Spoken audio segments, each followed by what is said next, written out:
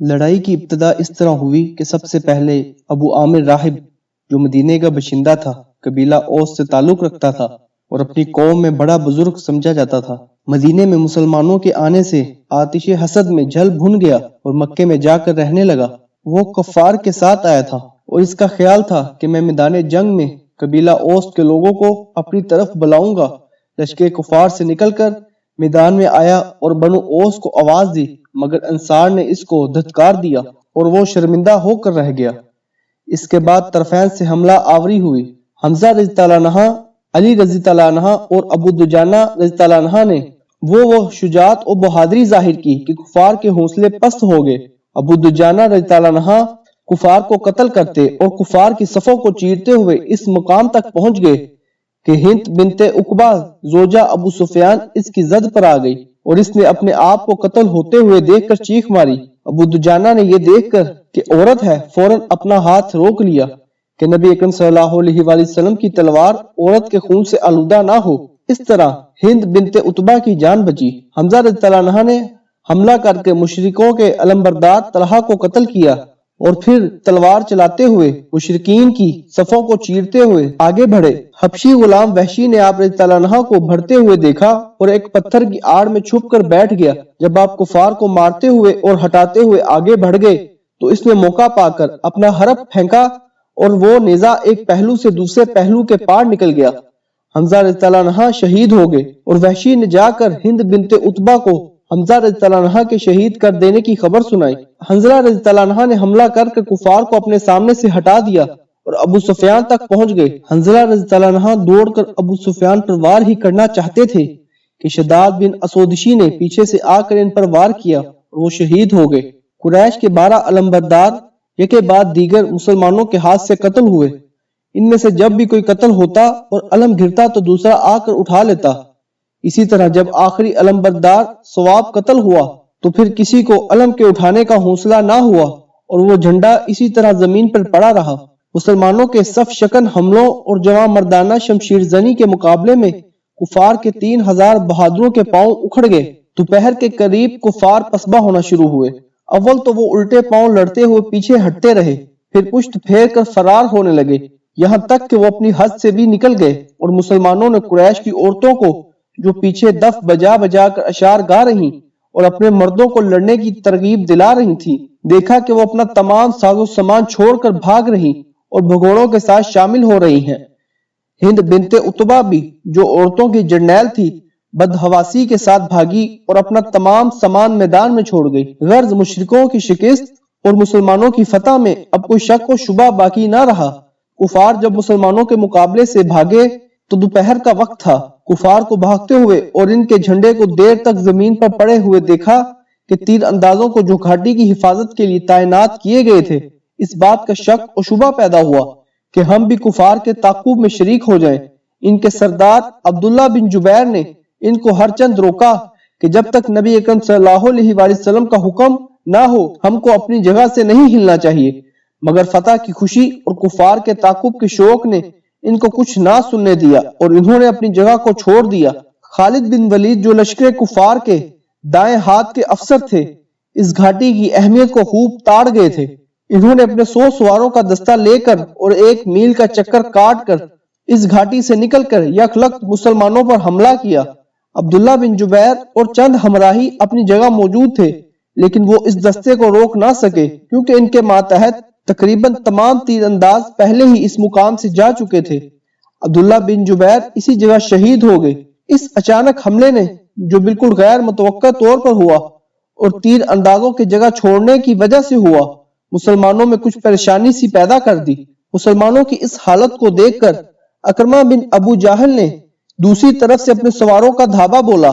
ساتھ ہی ابو سفیان جو میدان چھوڑ کر فرار ہو چکا تھا اپنے آدمیوں کو سمیٹ کر اور بھاگتے ہوئے کو روک کر لوٹا اور لشکر کفار نئے جوش اور نئی ہمت کے ساتھ حملہ آور ہوئے۔ مسلمانوں پر یہ تمام حملے یک بعد دیگر اور اچانک طور پر ہوئے جس کا نتیجہ یہ ہوا کہ لڑائی کا رنگ بدل گیا۔ مسلمان ہر طرف سے کفار کے نرغے میں آگے اور ان کی جمعیت میں انتشار پیدا ہو گیا۔ میدان جنگ میں یہ صورت ہو گئی کہ جا بجا تھوڑے تھوڑے مسلمان بہت سے کافروں کے غول میں گھر گئے اور ہر طرف سے ان پر تلواریں برسنے لگی۔ نبی اکرم صلی اللہ علیہ وآلہ وسلم بھی صرف 12 صحابیوں کے ساتھ کفار کے نرغے میں آ گئے۔ مصعب بن عمیر رضی اللہ عنہ علم لیے ہوئے آپ صلی اللہ علیہ وآلہ وسلم کے قریب ہی کھڑے تھے۔ کفار کے ایک لشکر شاہ سوار بن کیمہ لشی نے حملہ کیا اور مصعب بن عمیر رضی اللہ عنہ کو شہید کر دیا۔ مصعب رضی اللہ عنہ چونکہ نبی اکرم صلی اللہ علیہ وآلہ وسلم کے ہم پیشہ تھے، اس لیے اس نے سمجھا کہ محمد صلی اللہ علیہ وآلہ وسلم شہید ہو گئے۔ ابن کمیہ نے ایک بلند مقام پر چڑھ کر بلند آواز سے کہا، قد قتلت محمد۔ اس آواز سے مشرکوں کے دل بڑھ گئے اور وہ خوشی سے اچھلنے لگے۔ مسلمان اس آواز کو سن کر اپنی اپنی جگہ حیران رہ گئے۔ کعب بن مالک رضی اللہ عنہ نے آپ صلی اللہ علیہ وآلہ وسلم کو دیکھا تو بلند آواز سے کہا کہ اے مسلمانوں خوش ہو جاؤ، رسول اللہ صلی اللہ علیہ وآلہ وسلم زندہ اور سلامت موجود ہیں۔ پھر نبی اکرم صلی اللہ علیہ وآلہ وسلم نے بلند آواز سے فرمایا، اللہ کے بندو میری طرف آؤ، میں اللہ کا رسول ہوں۔ یہ آواز سن کر مسلمان ہر طرف سے آپ صلی اللہ علیہ وآلہ وسلم کی طرف آنے شروع ہوئے اور کفار سے لڑتے، ان کے حملوں کو روکتے اور ان کو مارتے ہوئے نبی اکرم صلی اللہ علیہ وآلہ وسلم کے قریب پہنچے۔ ادھر نبی اکرم صلی اللہ علیہ وآلہ وسلم کی اس آواز نے کفار کو بھی بتا دیا کہ آپ صلی اللہ علیہ وآلہ وسلم کس جگہ تشریف فرما ہے۔ نتیجہ یہ ہوا کہ وہ بھی سب اسی طرف متوجہ ہو گئے اور وہ مقام جہاں نبی اکرم صلی اللہ علیہ وآلہ وسلم تشریف فرما تھے لڑائی کا مرکز بن گیا۔ مسلمانوں کی فوج کے کچھ لوگ ایسی حالت اور ایسے مقامات پر تھے کہ وہ نبی اکرم صلی اللہ علیہ وآلہ وسلم تک نہ پہنچ سکے اور ادھر ادھر منتشر ہو گئے۔ اس پریشانی کے عالم میں عبداللہ بن شہاب زہری نے نبی اکرم صلی اللہ علیہ وآلہ وسلم کے قریب پہنچ کر آپ صلی اللہ علیہ وآلہ وسلم پر وار کیا، جس سے چہرہ مبارک زخمی ہوا۔ ابن کمیہ نے آپ صلی اللہ علیہ وآلہ وسلم کے قریب پہنچ کر تلوار کا ایسا زبردست ہاتھ مارا کہ خود کے 2 حلقے آپ صلی اللہ علیہ وآلہ وسلم کے چہرے مبارک میں آنکھوں سے نیچے کی ہڈی میں گھس گئے۔ ان کو ابو عبیدہ بن الجراح نے اپنے دانتوں سے پکڑ کر باہر کی طرف کھینچا تو ان کے 2 دانت ٹوٹ گئے۔ کفار کی پوری طاقت اب نبی اکرم صلی اللہ علیہ وآلہ وسلم کی ذات مبارک پر حملے میں صرف ہونے لگی۔ ادھر چند جانثاروں نے آپ صلی اللہ علیہ وآلہ وسلم کے گرد ایک حلقہ بنا لیا۔ ابو دجانہ نے آپ صلی اللہ علیہ وآلہ وسلم کی طرف منہ کر لیا۔ منہ آپ صلی اللہ علیہ وآلہ وسلم کی طرف کرنے کا مدعا یہ تھا کہ جو تیر آئے وہ ان کے جسم پر لگے۔ اگر منہ کفار کی طرف اور پشت نبی اکرم صلی اللہ علیہ وآلہ وسلم کی طرف ہوتی تو ممکن تھا کہ تیر کو آتے ہوئے دیکھ کر فطری طور پر جھجک پیدا ہو اور اپنے جسم کو بچائیں اور تیر نبی اکرم صلی اللہ علیہ وآلہ وسلم تک پہنچ جائے۔ چنانچہ ان کی پشت تیروں سے چھلی ہونے لگی اور وہ اسی طرح کھڑے رہے۔ سعد بن ابی وقاص اور ابو طلحہ، زبیر عبد الرحمن بن عوف رضی اللہ عنہ نبی اکرم صلی اللہ علیہ وآلہ وسلم کی حفاظت کے لیے دیوار آہنی کی طرح ڈٹ کر کھڑے ہو گئے اور تیر تلوار چلا چلا کر دشمن کو روکتے رہے۔ طلحہ رضی اللہ عنہ دشمنوں کی تلواروں کو اپنے ہاتھوں پر روکتے، یہاں تک کہ ان کا ہاتھ زخموں کی کثرت سے بیکار ہو گیا۔ زیاد بن سکن انصاری ماں اپنے 5 ہماریوں کے نبی اکرم صلی اللہ علیہ وآلہ وسلم کی حفاظت کرتے ہوئے شہید ہوئے۔ عمار بن زیاد رضی اللہ عنہ بھی نبی اکرم صلی اللہ علیہ وآلہ وسلم کی حفاظت میں پروانہ وار شہید ہوئے۔ ام امارہ رضی اللہ عنہ جن کا نام نصیبہ بنت کعب رضی اللہ عنہ تھا، لشکر اسلام کے پیچھے پیچھے لڑائی دیکھنے کی غرض سے گئی تھی۔ جب لڑائی کا رنگ دوپہر کے وقت یکے بعد دیگر تبدیل ہوا تو وہ نبی اکرم صلی اللہ علیہ وآلہ وسلم کے قریب پہنچ گئی۔ ابن کمیہ نے جب نبی اکرم صلی اللہ علیہ وآلہ وسلم پر وار کیا تو ام امارہ رضی اللہ عنہ نے تلوار لے کر ابن کمیہ پر پہ دھر پہ کئی وار کیے، مگر چونکہ وہ دوہری ذرہ پہنے ہوا تھا اس پر اثر نہ ہوا۔ اس نے ام امارہ پر تلوار کا ایک ہاتھ مارا تو شانے کے قریب ان کا ہاتھ زخمی ہو گیا۔ جب نبی اکرم صلی اللہ علیہ وآلہ وسلم کے گرد خوب زور و شور سے ہنگامے کا راز گرم تھا، ایک شکی نے دور سے ایک پتھر پھینک مارا جس سے آپ صلی اللہ علیہ وآلہ وسلم کا ہونٹ زخمی ہوا اور نیچے کا ایک دانت شہید ہو گیا۔ اسی حالت میں آپ صلی اللہ علیہ وآلہ وسلم کا پاؤں مبارک ایک گھڑے میں جا پڑا اور آپ صلی اللہ علیہ وآلہ وسلم گر گئے۔ علی رضی اللہ عنہ نے آپ صلی اللہ علیہ وآلہ وسلم کا ہاتھ پکڑا اور ابو بکر صدیق رضی اللہ عنہ اور طلحہ رضی اللہ عنہ نے آپ صلی اللہ علیہ وآلہ وسلم کو اٹھا کر باہر نکالا۔ آپ صلی اللہ علیہ وآلہ وسلم کے گرد جب صحابہ اکرام رضی اللہ عنہ نے ایک مختصر جماعت فراہم کی اور لڑائی شدت سے جاری ہوئی تو کفار کے حملوں میں سستی پیدا ہونے لگی اور صحابہ اکرام نے کفار کو مار مار کر ہٹا دیا۔ اس حالت میں نبی اکرم صلی اللہ علیہ وآلہ وسلم نے پہاڑ کی طرف متوجہ ہونے کا حکم دیا اور صحابہ اکرام رضی اللہ عنہ کی جماعت کے ساتھ پہاڑ کی ایک بلندی پر چڑھ گئے۔ مدعا اس سے یہ تھا کہ کفار کے نرغے سے نکل کر پہاڑ کو پشت پر لے لیں اور لڑائی کا ایک محاذ قائم ہو جائے۔ چنانچہ یہ تدبیر یعنی لڑائی کے لیے بہترین مقام کو حاصل کرنا بہت مفید ثابت ہوا۔ مسلمانوں کے بلند مقام پر چڑھ جانے کے بعد ابو سفیان نے بھی پہاڑ پر چڑھنا چاہا اور وہ کفار کی ایک جماعت کو لے کر دوسرے راستے سے زیادہ بلند مقام پر پہنچنا چاہتا تھا کہ نبی اکرم صلی اللہ علیہ وآلہ وسلم نے عمر فاروق کو حکم دیا کہ ان کو اوپر چڑھنے سے باز رکھو۔ عمر فاروق رضی اللہ عنہ چند ہماریوں کے ساتھ اس طرف روانہ ہوئے اور ابو سفیان کی جماعت کو نیچے دھکیل دیا۔ اب مسلمانوں کی جمعیت جلدی جلدی بڑھنے لگی۔ مسلمان جو منتشر ہو گئے تھے پہاڑ کی اس بلندی پر آ کر نبی اکرم صلی اللہ علیہ وآلہ وسلم کے گرد جمع ہونے لگے۔ کفار کو اب یہ جرأت نہ ہوئی کہ مسلمانوں پر حملہ آور ہوں، مگر ایک کافر ابی بن خلف جو نبی اکرم صلی اللہ علیہ وآلہ وسلم کے قتل کا پہلے سے ارادہ کر آیا تھا، اپنے گھوڑے پر سوار نبی اکرم صلی اللہ علیہ وسلم پر حملہ آور ہوا۔ اس کو آتے ہوئے دیکھ کر آپ صلی اللہ علیہ وآلہ وسلم نے فرمایا اس کو آنے دو۔ وہ قریب پہنچ کر آپ صلی اللہ علیہ وآلہ وسلم پر حملہ کرنا ہی چاہتا تھا کہ آپ صلی اللہ علیہ وآلہ وسلم نے ایک صحابی حارث بن سامہ رضی اللہ عنہ کے ہاتھ سے نیزہ لے کر اس پر وار کیا۔ نیزے کی آنی اس کے ہسلی یعنی گردن کے نیچے کی ہڈی میں لگی۔ یہ زخم بہت معمولی سا معلوم ہوتا تھا، لیکن وہ یہ زخم کھا کر نہایت بدحواسی کے ساتھ بھاگا۔ وہ جب حملہ آور ہوا تھا تو یہ شور مچاتا ہوا چلا تھا کہ میں محمد صلی اللہ علیہ وآلہ وسلم کو ضرور قتل کروں گا۔ اب اس بدحواسی کے ساتھ جب بھاگ کر گیا تو مشرکین نے اس کا مذاق اڑایا۔ چنانچہ اس زخم کی وجہ سے وہ واپسی میں مکہ پہنچنے سے پہلے رستے ہی میں مر گیا، اور یہی ایک شخص ہے جو نبی اکرم صلی اللہ علیہ وآلہ وسلم کے ہاتھوں سے قتل ہوا۔ ابو سفیان نے بلند آواز سے کہا کیا تم لوگوں میں محمد صلی اللہ علیہ وآلہ وسلم ہیں؟ آپ صلی اللہ علیہ وآلہ وسلم نے صحابہ اکرام رضی اللہ عنہ سے فرمایا کہ اس کو جواب نہ دو۔ پھر اس نے پوچھا کیا تم میں ابو بکر صدیق ہیں؟ اس طرح سے کچھ جواب نہ ملا۔ پھر اس نے پوچھا کیا تم میں عمر بن الخطاب ہیں؟ اس پر بھی کچھ جواب نہ ملا۔ پھر وہ بولا کہ معلوم ہوتا ہے کہ یہ سب قتل ہو گئے۔ اس پر عمر فاروق رضی اللہ عنہ نے اسے جواب دیا کہ اے اللہ کے دشمن، یہ سب زندہ ہیں اور تو رسوا ہوگا۔ یہ سن کر اس کو تعجب ہوا اور فخریہ لہجے میں کہنے لگا حبل کیجئے۔ نبی اکرم صلی اللہ علیہ وآلہ وسلم نے عمر رضی اللہ عنہ سے کہا اس کو جواب دو کہ اللہ برتر و بزرگ ہے۔ ابو سفیان نے عمر رضی اللہ عنہ کی زبان سے یہ سن کر کہا کہ عزا بت ہمارا ہے، تمہارا نہیں۔ عمر فاروق رضی اللہ عنہ نے نبی کریم صلی اللہ علیہ وآلہ وسلم کے ارشاد کے مطابق جواب دیا اللہ ہمارا ولی ہے، تمہارا ولی نہیں۔ ابو سفیان نے کہا کہ یہ لڑائی جنگ بدر کی برابری ہو گئی، یعنی ہم نے جنگ بدر کا بدلہ لے لیا۔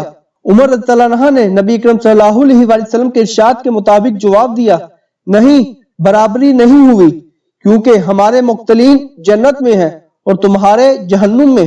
اس کے بعد ابو سفیان خاموش ہو گیا۔ پھر اس نے بلند آواز سے کہا کہ اب ہمارا تمہارا مقابلہ آئندہ سال پھر بدر میں ہوگا۔ نبی اکرم صلی اللہ علیہ وآلہ وسلم نے حکم دیا کہ کہہ دو اچھا ہم کو یہ وعدہ منظور ہے۔ ابو سفیان یہ باتیں کہہ سن کر وہاں سے چل دیا۔ نبی اکرم صلی اللہ علیہ وآلہ وسلم نے علی رضی اللہ عنہ کو ابو سفیان کے پیچھے بھیجا کہ ان کی روانگی کا نظارہ دیکھو، اگر انہوں نے اونٹوں پر کجاوے کسے اور گھوڑے کوتل رکھے تو یہ مکے کو جانا چاہتے ہیں، اور اگر اس کے خلاف گھوڑوں پر سوار ہوئے اور اونٹوں پر کجاوے نہیں کسے تو مدینے پر حملے کا قصد کرتے ہیں۔ اگر انہوں نے مدینے پر حملے کا قصد کیا تو ہم ان پر ابھی حملہ آور ہوں گے۔ علی رضی اللہ عنہ گئے اور تھوڑی دیر میں واپس آ کر خبر دی کہ وہ اونٹوں پر سوار ہو کر گھوڑوں کو کوتل رکھے ہوئے ہیں۔ اس کے بعد مطمئن ہو کر آپ صلی اللہ علیہ وآلہ وسلم پہاڑی سے اترے۔ میدان میں شہداء کی لاشوں کو دفن کیا گیا۔ 65 انصاری اور 4 مہاجرین شہید ہوئے۔ کفار نے بعض شہداء کی لاشوں کے ٹکڑے ٹکڑے کر دیے۔ ہند بنت عتبہ زوجہ ابو سفیان نے موقع پا کر امیر حمزہ رضی اللہ عنہ کی لاش کا مسل کیا، یعنی ان کے ناک کان وغیرہ کاٹ ڈالے، آنکھیں نکال لی، سینہ چاک کر کر جگر کاٹ کر نکالا اور اس کو دانتوں سے چبایا مگر نگل نہ سکی، اس لیے جگر خوارہ مشہور ہوئی۔ زبیر بن العوام کی والدہ صفیہ جو حمزہ رضی اللہ عنہ کی حقیقی بہن تھی بھائی کی لاش کو دیکھنے آئیں۔ نبی اکرم صلی اللہ علیہ وآلہ وسلم نے زبیر سے کہا کہ ان کو لاش کے پاس جانے سے روکو۔ انہوں نے منع کیا تو صفیہ نے فرمایا کہ مجھ کو معلوم ہو چکا ہے کہ میرے بھائی کی لاش کا مسل کیا گیا، میں نوحہ کرنے نہیں آئی، میں صبر کروں گی اور دعائے مغفرت مانگوں گی۔ نبی اکرم صلی اللہ علیہ وآلہ وسلم نے یہ سن کر اجازت دے دی۔ انہوں نے اپنے بھائی کی لاش اور ان کے جگر کے ٹکڑے زمین پر پڑے ہوئے دیکھے تو صبر کیا، ان للہ و انا الیہ راجعون پڑھا، دعائے مغفرت کی اور چلی آئیں۔ علم بردار اسلام مصعب بن عمیر کو کفن کے لیے صرف ایک چادر تھی جو اس قدر چھوٹی تھی کہ سر چھپاتے تھے تو پاؤں کھل جاتے تھے، پاؤں چھپاتے تھے تو سر کھل جاتا تھا۔ آخر سر چھپایا گیا اور پاؤں کو گھاس ڈال کر چھپایا۔ تمام شہداء بلا غسل ایک ایک قبر میں دو دو دفن کیے گئے۔ میدان جنگ سے فارغ ہو کر مدینے کی طرف چلے تو راستے میں مصعب بن عمیر کی بیوی حمنہ بنت حبشہ آتی ہوئی ملی۔ ان کو ان کے ماموں حمزہ کی شہادت کی خبر سنائی گئی۔ انہوں نے ان للہ و انا الیہ راجعون پڑھا۔ پھر ان کے شوہر مصعب بن عمیر کی شہادت کی خبر دی گئی۔ یہ خبر سن کر وہ بے تاب ہو گئیں اور رو پڑیں۔ آپ صلی اللہ علیہ وآلہ وسلم نے یہ کیفیت دیکھ کر فرمایا عورت کو شوہر کی محبت زیادہ ہوتی ہے۔ انصار کے قبیلے کی ایک خاتون کے باپ، بھائی اور شوہر تینوں شہید ہو گئے۔ وہ نبی اکرم صلی اللہ علیہ وآلہ وسلم کی شہادت کی افواہ سن کر مدینے سے چلی۔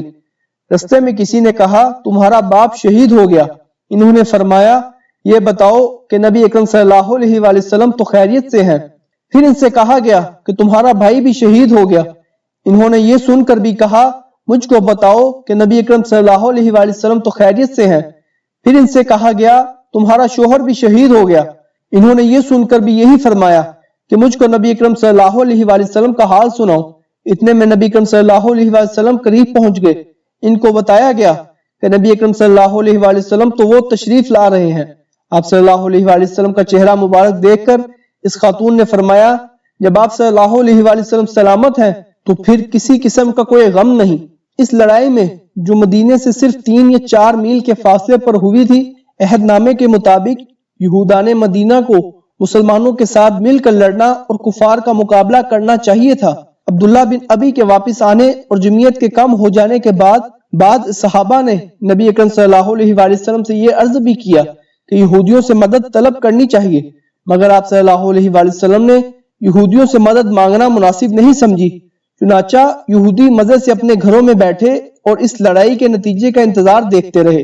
یہودیوں میں سے ایک شخص مخریق نامی نے اپنی قوم سے کہا تم پر محمد صلی اللہ علیہ وآلہ وسلم کی مدد فرض ہے۔ انہوں نے کہا آج شنب کا دن ہے، ہم نہیں لڑ سکتے۔ اس نے کہا یہ نبی اور کفار کا مقابلہ ہے، شنب معنی نہیں رکھتا۔ چنانچہ اس نے تلوار اٹھائی اور سیدھا میدان جنگ میں پہنچا۔ جاتے ہوئے یہ اعلان کر گیا کہ اگر میں مارا جاؤں تو محمد صلی اللہ علیہ وآلہ وسلم سے کچھ تراز نہ کرنا۔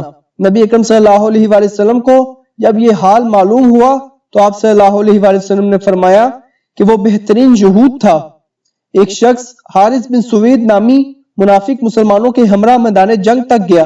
جب لڑائی شروع ہوئی تو مجزر بن زیاد اور قیس بن زیاد 2 مسلمانوں کو شہید کر مکے کی طرف بھاگ گیا۔ چند روز کے بعد مدینے میں واپس آیا اور گرفتار ہو کر عثمان بن عفان کے ہاتھوں قتل ہوا۔ اس لڑائی میں سب سے بڑا فائدہ مسلمانوں کو یہ ہوا کہ منافقوں کو خوب پہچان سکے اور دوست اور دشمن میں تمیز کرنے کا موقع ان کو مل گیا۔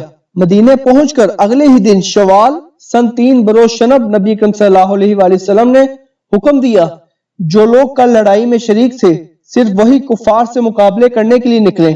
کسی نئے شخص کو یعنی ایسے شخص کو ہمراہ چلنے کی اجازت نہ تھی جو جنگ احد میں شریک نہ تھا۔ صرف ایک شخص جابر بن عبداللہ کو آپ صلی اللہ علیہ وآلہ وسلم نے ہمراہ چلنے کی اجازت دی۔ چنانچہ تمام صحابہ اکرام رضی اللہ عنہ جو شریک جنگ احد تھے حتیٰ کہ زخمی بھی آپ صلی اللہ علیہ وآلہ وسلم کے ساتھ مدینے سے نکلے۔ آپ صلی اللہ علیہ وآلہ وسلم نے مدینے سے روانہ ہو کر 8 میل چل کر مقام حمر الاسد میں قیام کیا اور 3 دن تک آپ صلی اللہ علیہ وآلہ وسلم حمر الاسد میں مقیم رہے۔ اتفاقاً معبد بن ابی معبد خزائی جو کہ مکے کو جا رہا تھا اس طرف سے گزرا۔ مقام روحہ میں پہنچ کر مشرکین نے سوچا کہ اس لڑائی میں ہم کو مسلمانوں کے مقابلے میں کوئی فتح حاصل نہیں ہوئی، زیادہ سے زیادہ یہ کہ برابر کا مقابلہ رہا، کیونکہ اگر ہم یہ کہیں کہ فتح مند واپس آ رہے ہیں تو لوگ پوچھیں گے تمہارے ساتھ مسلمان قیدی کہاں ہیں؟ پھر پوچھیں گے کہ مال غنیمت کہاں ہے؟ بس جب کہ کوئی قیدی ہمارے پاس نہیں، مال غنیمت بھی نہیں، اور ولید بن حاسی، ابو امیہ بن ابی حذیف، ہشام بن ابی حذیف، ابی بن خلف، عبداللہ بن حمید اسدی وغیرہ 70 ایسے شخص جو مشہور سرداران قریش میں تھے اور 5-6 دوسرے بہادر قتل کرا کر آئے، تو ہم کو کون فتح مند خیال کرے گا، جبکہ ہمارے ہاتھ سے صرف حمزہ اور مصعب رضی اللہ عنہ وغیرہ 3-4 قابل تذکرہ آدمی مقتول ہو سکے۔ یہ سوچ کر سب کی رائے بدلی۔ از سر نو پھر مارنے مرانے پر اظہار مستعد کیا گیا، اور ابو سفیان اس تمام لشکر کو لے کر مقام روحہ سے واپسی پر آمادہ ہوا کہ مدینے پر حملہ آور ہو۔ اسی حالت میں معبد بن ابی معبد مقام روحہ پر پہنچا۔ اس نے ابو سفیان کو خبر سنائی کہ محمد صلی اللہ علیہ وآلہ وسلم مدینے سے نکل کر تمہارے تعاقب میں روانہ ہو چکے ہیں۔ مجھ کو ان کا لشکر حمر الاسد میں ملا تھا اور وہ غالباً بہت جلد تم تک پہنچ جائیں گے۔ یہ خبر سنتے ہی لشکر کفار بدحواس ہو کر وہاں سے سیدھا مکے کی جانب روانہ ہوا، اور مکے پہنچ کر اس کو دم میں دم آیا۔ نبی اکرم صلی اللہ علیہ وآلہ وسلم کو جب یہ حقیقت معلوم ہوئی کہ کفار بدحواسی سے مکے کی طرف بھاگ گئے، تو آپ صلی اللہ علیہ وآلہ وسلم مدینہ منورہ تشریف لے آئے۔ یہ سفر آپ صلی اللہ علیہ وآلہ وسلم کا غزوہ حمراء الاسد کا نام سے مشہور ہے۔ اس کے ذریعے سے کفار کے دلوں میں مسلمانوں کا رعب قائم ہوا اور مدینہ ان کے حملے سے محفوظ رہا۔ جنگ احد میں تیر اندازوں کی غلطی اور حکم کی تعمیل میں کوتاہی کرنے کے سبب سے مسلمانوں کو صدمہ پہنچا اور پریشانی کا سامنا ہوا۔ اس جنگ کی نسبت عام طور پر مشہور ہے کہ مسلمانوں کو شکست ہوئی، لیکن وہ بہت بڑی غلطی ہے۔ مسلمانوں نے کفار کو اپنے سامنے سے بھگا دیا اور کفار شکست پا چکے تھے۔ بعد میں وہ پھر حملہ آور ہو سکے، لیکن نبی اکرم صلی اللہ علیہ وآلہ وسلم اور مسلمانوں کے لشکر نے میدان نہیں چھوڑا۔ کفار ہی نے جنگ کو آئندہ سال پر ملتوی کیا اور مسلمانوں نے اس التوا کو منظور کیا۔ میدان سے اول کفار مکہ کی طرف روانہ ہوئے، بعد میں مسلمان وہاں سے مدینے کی طرف چلے۔ حمر الاسد میں مسلمان کے آنے کی خبر سن کر کفار ہی بھاگے، اور یہ میدان جنگ کے معمولی واقعات ہیں۔ اس لڑائی کے بعد ماہ ذوالحج تک اس سال میں کوئی قابل تذکرہ واقعہ نہیں ہوا۔ اسی سال نصف رمضان المبارک کے قریب حسن رضی اللہ عنہ بن علی رضی اللہ عنہ پیدا ہوئے۔